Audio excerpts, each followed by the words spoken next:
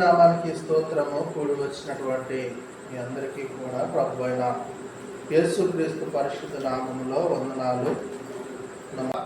మొదటి కొరింథీయులకు రాసిన పత్రికలో నుండి 12వ అధ్యాయము 27వ వచనాన్ని చదవండి. మొదటి కొరింథీయులకు రాసిన పత్రిక 12వ అధ్యాయం 27వ వచనం.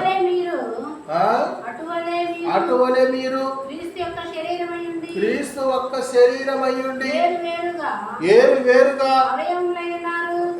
వేరుగా అవయవములయ్యున్నారు.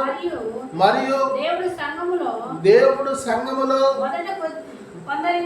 మొదట కొందరిని అపోస్తలుగాను, పిమ్మట కొందరు ప్రవక్తలుగాను, పిమ్మట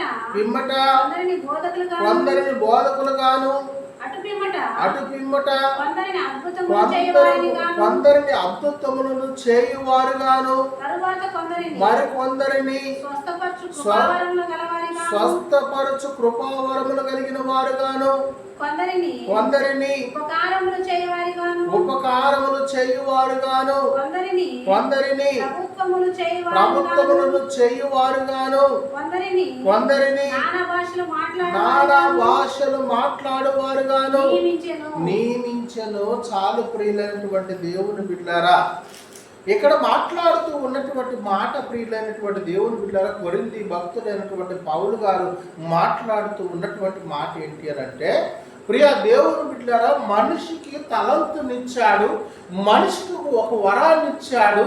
చూడండి ప్రియులైనటువంటి దేవుని బిడ్డలారా,